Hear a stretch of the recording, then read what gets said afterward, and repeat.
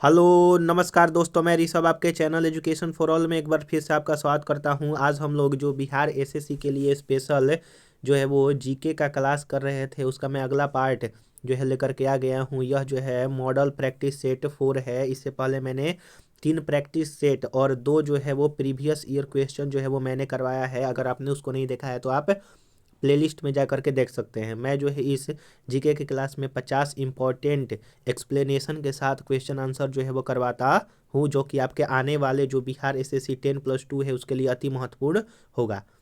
अगर आप किसी और की सब्जेक्ट की भी तैयारी करना चाहते हैं, जैसे पॉलिटी हुआ, केमिस्ट्री हुआ या फिर हिस्ट्री, तो आप जो है प्लेलिस्ट में जा करके देख सकते हैं। मैं जो है वो पॉलिटी को जो है वो theory plus MCQ chapter wise जो है वो कवर करवा दिया हूँ, जिसमें मैंने लगभग 42 या फिर 43 जो है वो वीडियो कवर करवा दिया है। तो अगर आप उसको भी देखना चाहते हैं तो आप जो है प्लेलिस्ट में जा करके देख सकते हैं। तो आज हम लोग जो है वो पहला क्वेश्चन करेंगे कि निम्नलिखित में से पांड्यों की राजधानी जो है वो कौन सी है। तो पांड्यों की राजधानी जो है आपका इसमें ऑप्शन नंबर बी हो जाएगा, मदुरै हो जाएगा। जो आपका पांड्य राज्य है, जो राज्य था वो आपका दक्षिण भारत से संबंधित थे, और पांड्यों राज्य में भी 2 राज्य जो है वो बटे थे। पहला जो है वो चोल राज्य था और दूसरा जो है वो आपका चेर राज्य था। आप ये भी याद रखिएगा। जो आपका चोल राज्य था उसका राजधानी जो है वो आपका कावेरी जो है वो पट्टिनम था। क्वेश्चन नंबर 2 है कि अहमदाबाद में पहली सूती कपड़ा मिल किस वर्ष स्थापना हुआ था। तो अहमदाबाद में पहला जो सूती मिल का कपड़ा का कारखाना था वो 1861 ईस्वी में जो है वो प्रारंभ हुआ था। अगला है आपका क्वेश्चन नंबर 3 है कि जबलपुर निम्नलिखित में से किस नदी के तट पर जो है वो स्थित है। गोदावरी, गंगा, नर्मदा या फिर जो है वो चंबल। तो जो आपका जबलपुर है वो आपका नर्मदा नदी पर स्थित है, आप ये याद रखिएगा। और जबलपुर जो है वो आपका कहाँ पर स्थित है, तो किस स्टेट में, तो आपका एमपी स्टेट में जो है वो स्थित है। मैं जो है वो नर्मदा नदी के बारे में बतलाता हूँ कि नर्मदा नदी जो है वो पश्चिम की ओर जो है वो बहने वाली नदी है, जो कि अरब सागर में जा कर के गिरती है, और यह डेल्टा ना बना करके जो है वो आपका एस्चुरी जो है वो बनाती है। और नर्मदा नदी जो है वो अमरकंटक की पहाड़ी से जो है वो निकलती है। वहीं इसमें जो गोदावरी और गंगा नदी है, यह जो है वेस्ट बे ऑफ बंगाल की खाड़ी में जो है जाकर के गिरती है, और यह जो है वो डेल्टा बनाती है। आप ये भी याद रखिएगा। आज जो है थोड़ा सा आपको आवाज़ आएगा, तो आप जो है थोड़ा सा आज जो है मैनेज कीजिएगा। क्वेश्चन नंबर 4 है कि भारत में सबसे प्राचीन बृहत स्तरीय उद्योग कौन सा है। लोह या फिर इस्पात है, पटसन है, सूती वस्त्र है या फिर कागज है। तो ऑप्शन नंबर जो 4 होगा इसका जो है वो सूती वस्त्र हो जाएगा, जो कि प्राचीनतम बृहत स्तरीय है। आप ये भी याद रखिएगा। अगला है आपका कि केंद्र सरकार की आय का सबसे बड़ा स्रोत क्या है। तो जो आपका केंद्र सरकार की आय का जो सबसे बड़ा स्रोत है वो आपका जीएसटी है। जीएसटी जो है वो 2017 में जो है वो भारत में लागू हुआ था, और इसको सकल कर राजस्व जो है वो कहा जाता है। आप ये भी याद रखिएगा। और यह 2017 में भारत में जो है वो लागू किया गया था। आप ये भी याद जो है वो रखिएगा।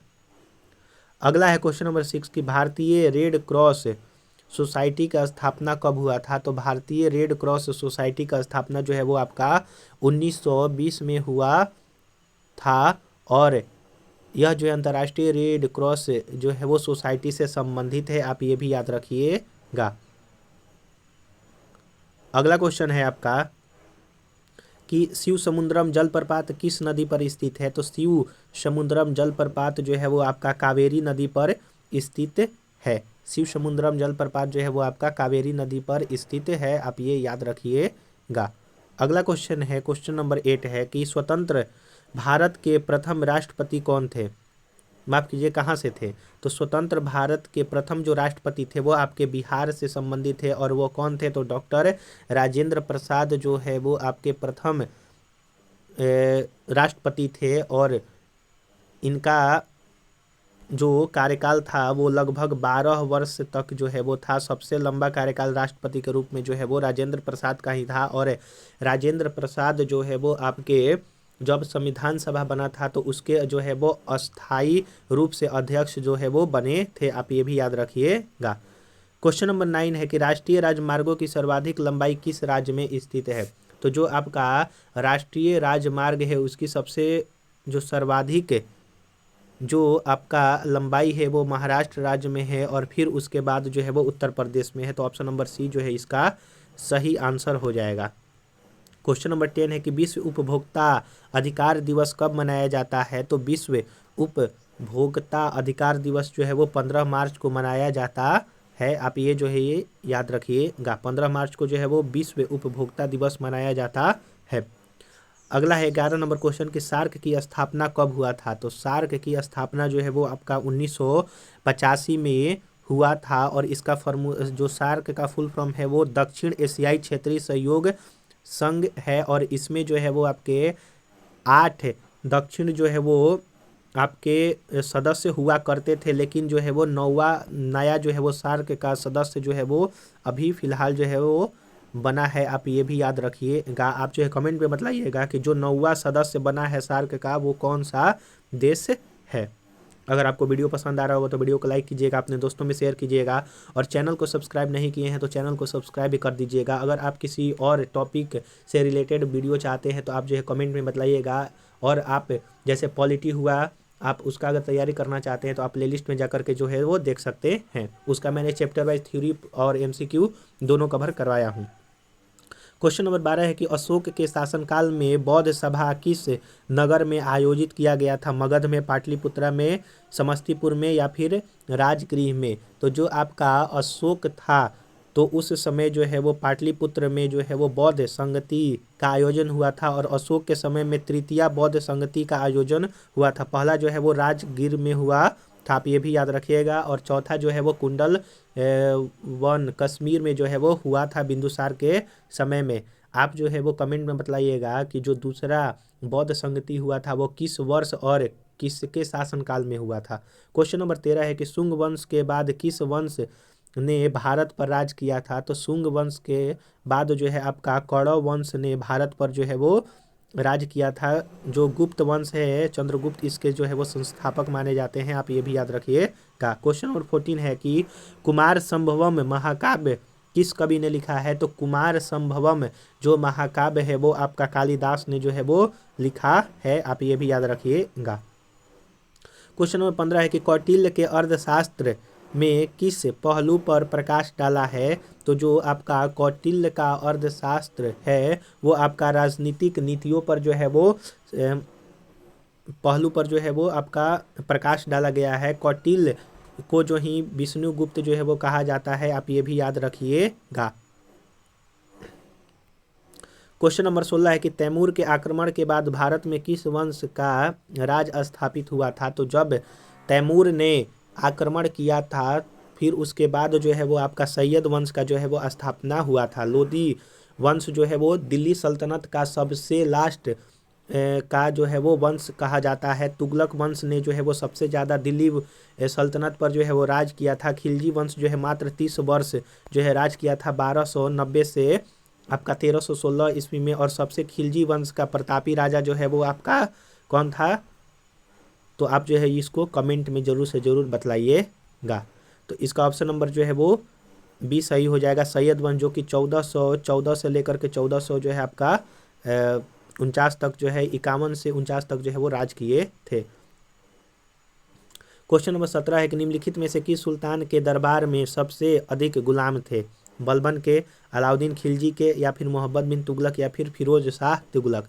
तो क्वेश्चन नंबर 17 होगा वो आपका फिरोज तुगलक के शासनकाल में जो है वो आपके सबसे अधिक जो है वो गुलाम थे।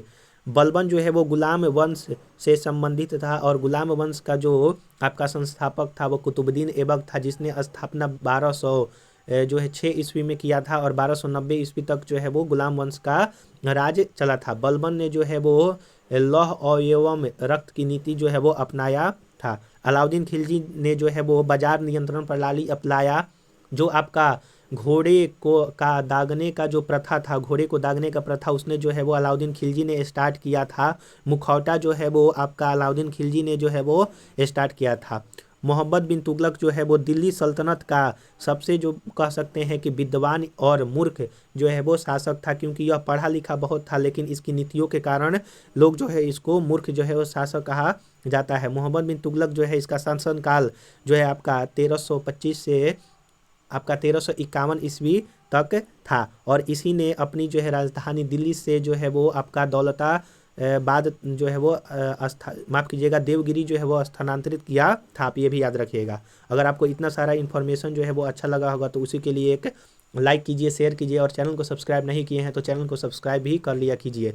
और मैं आपको हर वक्त कहते रहता हूँ कि आप जो है एक पेन और जो है वो पेपर लेकर के बैठा रहिए। अगर मैं जो भी एक्स्ट्रा फैक्ट बतला रहा हूँ अगर आपको उसमें नहीं आ रहा है तो आप उसको लिख लिया कीजिए। क्वेश्चन नंबर 18 है कि निम्नलिखित में से किस मुगल बादशाह ने अंग्रेजों को उनके व्यापार में मदद करने के लिए एक महत्वपूर्ण जो है वो फरमान दिया था? तो आपका फर्रुखसियर ने जो है वो महत्वपूर्ण फरमान जो है वो जारी किया था। फर्रुखसियर जो है वो आपका मुगल काल का जो है वो एक तरह से शासक था। क्वेश्चन नंबर 19 है कि निम्नलिखित में से किस सुल्तान ने बेरोजगारों को रोजगार दिलवाया था? तो बेरोजगारों को रोजगार जो है वो फिरोज तुगलक ने जो है वो दिलवाया था। शेरशाह सूरी जो है वो आपका सूरी वंश का जो है वो संस्थापक था, जिसने 1540 ईस्वी में जो है वो आपका स्थापना किया था, और 1545 तक जो है वो इसने शेरशाह सूरी ने जो है वो शासन किया था। शेरशाह सूरी का जो है वो मकबरा जो है वो आपका बिहार के सासाराम रोहतास डिस्ट्रिक्ट में जो है वो स्थित है। आप ये भी याद रखिएगा, ये जो है वो पूछा जाता है। क्वेश्चन नंबर 20 है कि 1857 के विद्रोह को किस उर्दू कवि ने देखा था? तो जो अब 1857 का विद्रोह हुआ था उस समय जो है वो आपका गालिब कवि थे, जिन्होंने जो है 1857 का विद्रोह जो है वो देखा था।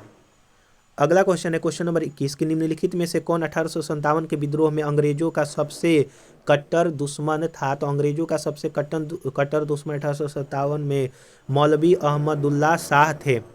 थोड़ा सा जो है वो आवाज़ आ रहा होगा तो आप जो है आज भर मैनेज कीजिएगा। क्वेश्चन नंबर 22 है कि पुर्तगाली उपनिवेश का प्रथम वायसराय भारत में कौन हुआ था? तो जो पुर्तगाली उपनिवेश का प्रथम वायसराय जो है वो भारत में आपका अल्मीडा हुआ था। वास्को डी गामा जो है वो पहला विदेशी यात्री था जो कि समुद्री मार्ग का भारत का समुद्री मार्ग का जो है वो खोज किया, और भारत में यह 1498 ईस्वी में आया था। आप ये भी जो है वो याद रखिएगा।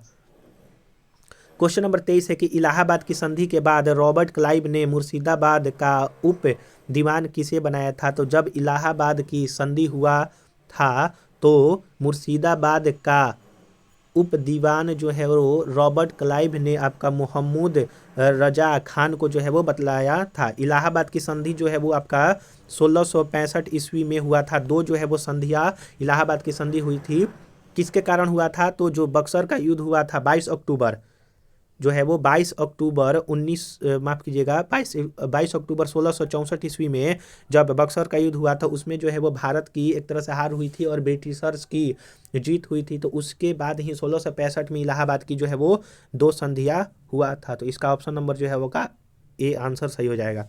माफ़ कीजिएगा, थोड़ा सा गला में भी प्रॉब्लम है तो थोड़ा आवाज़ में आपको जो है वो दिक्कत होगा, आज भर जो है वो मैनेज कीजिए।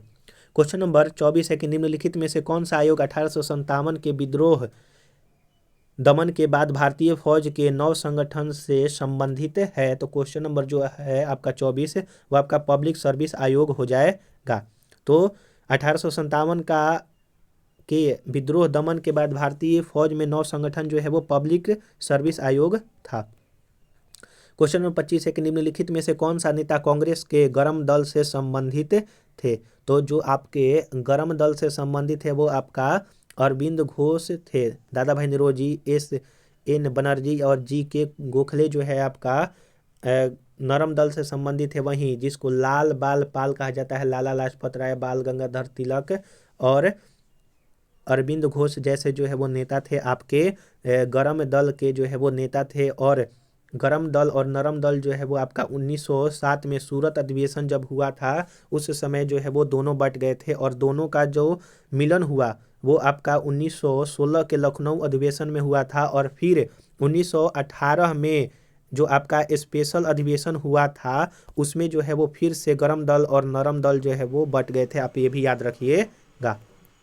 क्वेश्चन नंबर 26 है कि महावीर की मृत्यु निम्नलिखित में से किस नगर में हुआ था। तो जो आपका महावीर का मृत्यु हुआ था वो पावापुरी में हुआ था, आप ये भी याद रखिएगा। और महावीर जो थे वो जैन धर्म से संबंधित थे और जैन धर्म के 24वें तीर्थंकर थे, आप ये भी याद रखिएगा। क्वेश्चन नंबर 27 है कि गौतम बुद्ध को एक देवता का स्थान किस राजा के युग में प्राप्त हुआ। तो जो आपका गौतम बुद्ध थे उनको देवता का स्थान जो है वो कनिष्क राजा था, उस समय जो है वो देवता का स्थान मिला। अशोक जो है वो कलिंग का युद्ध जो है अशोक के समय में हुआ था। चंद्रगुप्त विक्रमादित्य जो है वो चंद्रगुप्त द्वितीय को जो है वो कहा जाता है, आप ये भी याद रखिएगा। क्वेश्चन नंबर 28 है कि बोध गया में महाबोधि मंदिर बनवाया गया, जहाँ बोध गया में जो है वो महाबोधि मंदिर बनवाया गया तो कहाँ पर, तो गौतम बुद्ध के जहाँ पर ज्ञान की प्राप्ति हुई थी वहाँ पर जो है वो बोध गया में महाबोधि मंदिर बनाया गया था। अगर आपको वीडियो पसंद आ रहा हो तो वीडियो को लाइक कीजिएगा, अपने दोस्तों में शेयर कीजिएगा और चैनल को सब्सक्राइब नहीं किए हैं तो चैनल को सब्सक्राइब कर लीजिएगा। इसके पिछले वाला वीडियो देखना चाहते हैं तो आप प्लेलिस्ट में जा करके देख सकते हैं। किसी और सब्जेक्ट की तैयारी करना चाहते हैं तो आप जो है प्लेलिस्ट में जा करके देखिएगा। तो मैंने पॉलिटी, हिस्ट्री और केमिस्ट्री को जो है वो हिस्ट्री और केमिस्ट्री आपका कंप्लीट हो गया है, पॉलिटी जो है वो अभी चल रहा है जिसमें मैं chapter wise theory plus MCQ करवा रहा हूँ। क्वेश्चन नंबर 29 है कि भारत का राष्ट्रीय कैलेंडर आधारित है। तो जो आपका भारत का राष्ट्रीय कैलेंडर है वो आपका ग्रेगोरियन कैलेंडर एवं शक संवत दोनों पर जो है वो आधारित है, आप ये याद रखिएगा। जो आपका शक संवत के हिसाब से जो हमारा लास्ट महीना होता है वो आपका फाल्गुन महीना जो है वो होता है, आप ये भी याद रखिएगा, जो कि होली हम लोग बनाते हैं। क्वेश्चन नंबर 30 है कि अफ्रीका की मूलभूत जनजाति पिग्मी किस नदी घाटी में पाई जाती है। तो जो पिग्मी जनजाति है वो कांगो नदी घाटी में जो है वो पाई जाती है और यह एक अफ्रीका की मूल जनजाति है। क्वेश्चन नंबर 31 है कि मोहिनी अट्टम किस राज्य का नृत्य है। तो जो आपका मोहिनी अट्टम है वो आपका केरल राज्य का नृत्य है। मोहिनी अट्टम आपका केरल राज्य का हो गया। उड़ीसा में जो है उड़ीसी नृत्य होता है। तमिलनाडु में भरतनाट्यम होता है। आंध्र प्रदेश में कुचिपुड़ी होता है। मणिपुर में मणिपुरी होता है। जो आपका कथकली है वो आपका केरल में होता है और जो कथक होता है वो उत्तर भारत या फिर यूपी में होता है। तो यहाँ पर जो है वो भारत में 8 क्लासिकल डांस जो है वो है, आप ये भी याद रखिएगा। तो इसका ऑप्शन नंबर डी सही हो जाएगा। क्वेश्चन ऐसे भी पूछा जाता है कि कौन सा स्टेट है जिसका 2 जो है क्लासिकल डांस है। तो केरल जो है एक ऐसा स्टेट है जिसका 2 क्लासिकल डांस है। क्वेश्चन नंबर 32 है कि शुष्क भूमि के लिए सर्वाधिक उचित फसल कौन सी है। तो जो आपका शुष्क भूमि के लिए जो सर्वाधिक उचित फसल है वो आपका मूंगफली है।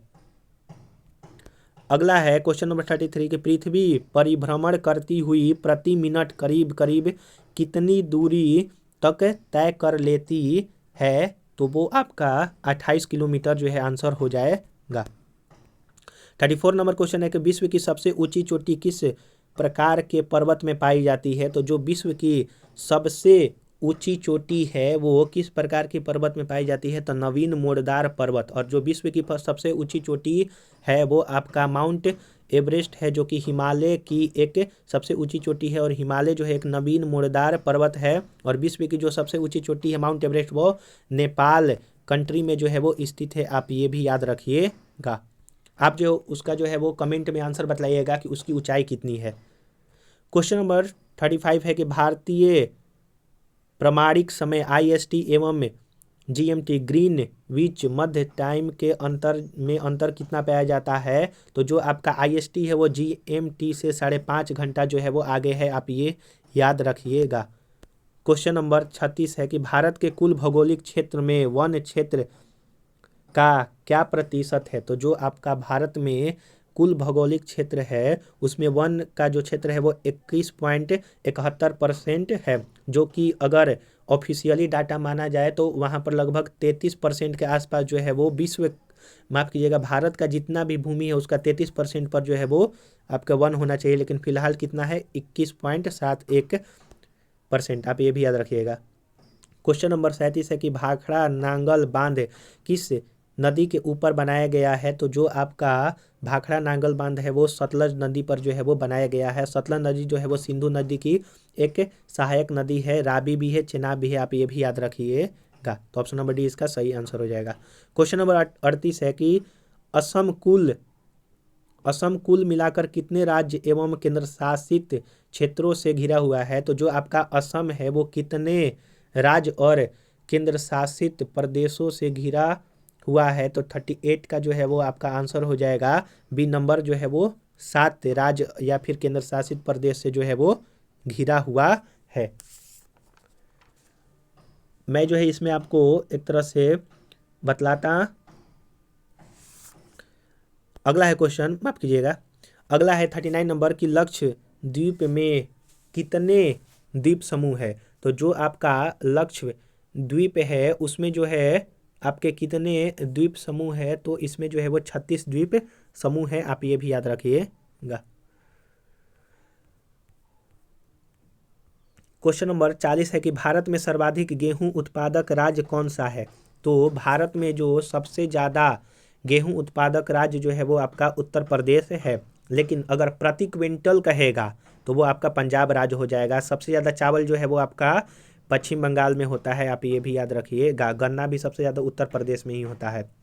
क्वेश्चन नंबर 41 है कि भारत के किस राज्य या केंद्र शासित प्रदेश में सर्वाधिक जनसंख्या घनत्व पाया जाता है? तो सबसे ज़्यादा जो आपका जनसंख्या घनत्व है वो सबसे ज़्यादा दिल्ली, क्योंकि यहाँ पर राज्य और केंद्र शासित प्रदेश दोनों में से एक बोला है तो दिल्ली हो जाएगा। अगर सिर्फ राज्य की बात किया जाएगा तो अपना बिहार जो है वो आपका आंसर हो जाएगा, तो दिल्ली इसका सही आंसर है। 42 है कि संविधान के किस अनुच्छेद के तहत अवशिष्ट विधायी शक्ति संसद में निहित होती है? तो संसद में जो है अनुच्छेद 248 के तहत जो है वो अवशिष्ट शक्तियाँ निहित होती है।